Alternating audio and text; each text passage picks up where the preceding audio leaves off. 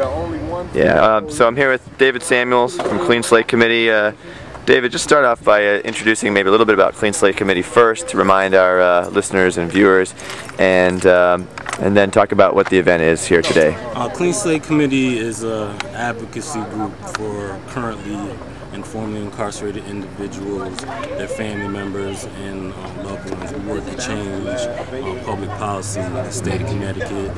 And we are here today because Clean Slate Coalition, which includes about 20 organizations beside us, defeated the three strikes bill at the Capitol. We stopped the bill during the special session in January, and we stopped three strikes 5 times during the regular session.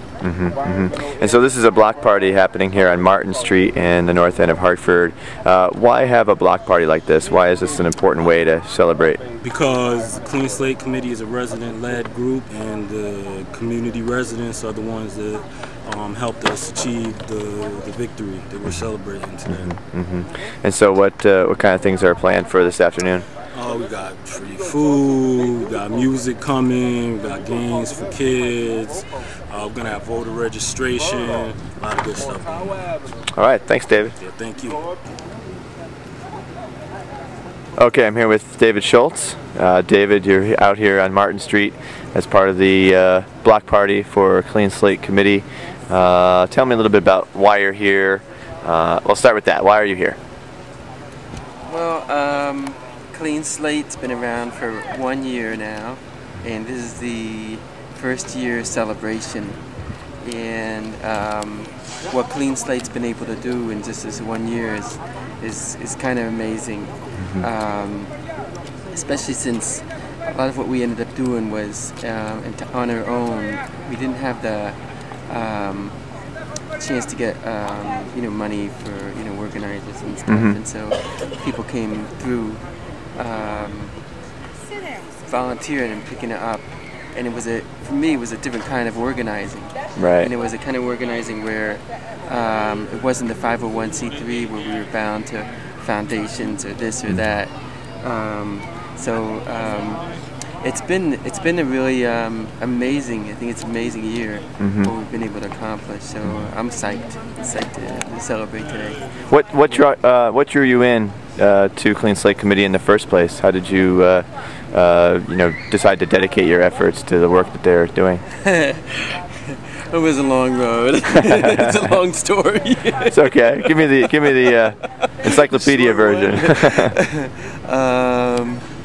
Let's see. I was involved in undoing racism. I was involved in that group, and we kind of were coming up simultaneously as Create Change and a Better Way Foundation were coming up, and we started working together. It was kind of like a perfect match. Right. And what I liked about Create Change and a Better Way, that was that they were willing to talk about these issues in terms of, at that time it was powder cocaine versus crack cocaine, and the disparity in how crack cocaine was so much more. It took so much less crack cocaine to go to jail, but people were talking about that issue, but they were also willing to talk about it in terms of how racism and some of the root issues that were related to it. Right. Which a lot of times we don't end up doing that. Right. So then we were working together in terms of that, and then Clean Slate was born out of a lot of people who were working in that groups, those groups. Right. And it seemed that was a kind of logical extension. And here, even though this is a celebration for the 1 year of Clean Slate Committee, you're also working here. I notice you've got a petition here. Tell me about the petition. What is it that you're trying to get people to sign on to now? Well, I think across Connecticut there's a growing understanding among people that government is using prison as a means of first resort to deal with many of the problems that burden people who are living in poverty. Homelessness, unemployment, mental illness, drug addiction, illiteracy are all problems that disappear from the public view when the human beings who are dealing with these problems are put into prison. And yet as the people seem to disappear, the problem remains. And then of course after a while it just gets worse and worse. Right. Because their families are losing so many people to the criminal factory. Right. We have 1 in 6 kids now in Hartford who has a parent in jail. So it's crazy. It's hard to believe. Right. Right. And we understand that 97% of the people who are currently incarcerated will be released. And so we feel like it only stands to gain for them and for everybody if they're given training and education and opportunities in employment and housing.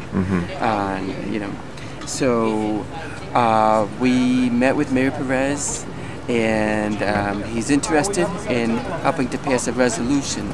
He's showed some interest so far in a resolution that would, in a sense, take that box off of the employment application that says felony. It would take that off so that people have an opportunity to get an interview. Right. And, they get an interview and be able to get a opportunity in terms of getting jobs either with the city or with public contractors as a contract with the city. And we met with them and then a couple times now. We've met with Matt Ritter, who showed his support, Councilperson Ritter. Right. And Luis Golo, I think, has been on board, and Larry Deutsch said he was on board, and we'll be meeting with Joe Winch next week. And so we want to present these petitions, and so far people have responded extremely positively to this. Right. Great, David. Thanks so much. Okay. Yeah. Thank you. So just tell me your name and tell us why you're out here today at the block party. My name is James F. Thomas, and I'm from Bloomfield. And the reason why I'm out here with the block party is simply because of the fact I believe in the cause of changing what is established to something that's different, that meets the people's goals and my own personal goals. How is it that you found out about Clean Slate Committee and the work that they're doing? How did you feel compelled to be involved? Well, one day I was invited to go up to the legislative building, whereas I met Larice, and in meeting her, she expressed her views about what she's about and what she was there for at the legislative hearing meeting, and I decided that I would get involved. It took me a little bit to think about it because of the simple fact that I am an ex-offender, and I don't know how the system will react to me being in with such a team. Right. Okay? That's positive. I'll put it that way. Okay? Right. So as an ex-offender, then, are you finding that how are these issues that Clean Slate is dealing with, how do they affected your own personal life? Well, it has affected my life in many ways. Number one, it helped to clarify some issues as far as why the system is doing what they're doing. To me, I've seen it. I've been involved with the system like 40 years right now. And I tell you, in our last 40 years, I had my ups and my downs as far as job hiring, as far as being laid off because they found out that I was an ex-offender.